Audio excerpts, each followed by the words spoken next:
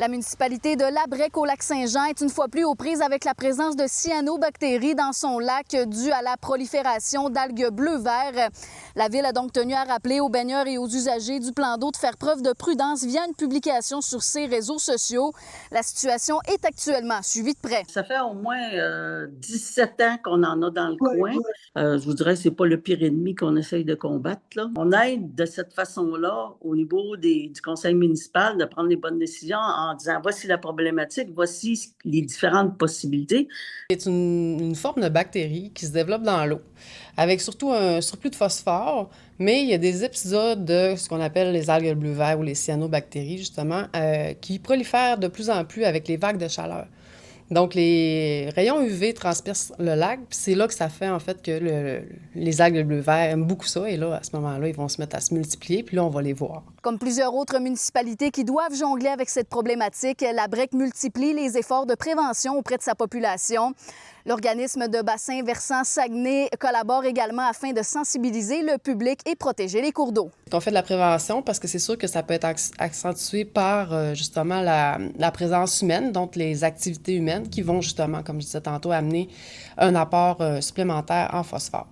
C'est certain que ça ne fait pas toujours des gens heureux là, quand ils veulent les utilisateurs, quand on a dit il faut aller laver ton embarcation, OK?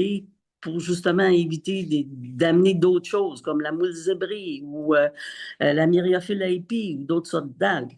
Je sais ici qu'on est reconnu comme étant un peu avant-gardiste là-dedans parce que le règlement de navigation, le guide de navigation, c'est l'association qui l'avait préparé, puis on a rencontré la municipalité pour le faire, puis ils l'ont mis en place. Tu sais, on leur a demandé de mettre des stations de lavage, mais on était un des premiers endroits où il y en a eu. Considérant que de plus en plus de lacs au Québec sont contraints de vivre avec des épisodes d'algues bleu-vert, une technologie pouvant retirer le phosphate de l'eau pourrait voir le jour éventuellement et ainsi enrayer la prolifération.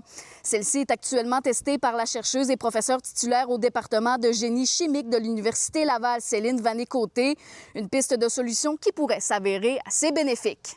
Avant qu'on aille avec une bactérie ou quelque chose, un corps étranger qui va absorber le phosphore. OK?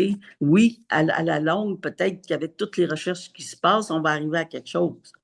Mais il faut vraiment là, que chaque citoyen fasse attention parce que c'est quand même de l'eau potable, ça, à la rigueur. Là. Puis si on n'y fait pas attention, l'eau potable, c'est pas éternel. Là. Santé Québec rappelle que les fleurs d'eau d'algues bleu-vertes peuvent représenter un risque pour la santé et que si les symptômes persistent dans les 24 à 48 heures suivant l'exposition à un cours d'eau touché, qu'il est recommandé de contacter directement Info Santé 811 ou un médecin. À Saguenay, Sarah-Léa Bouchard pour Nouveau Info.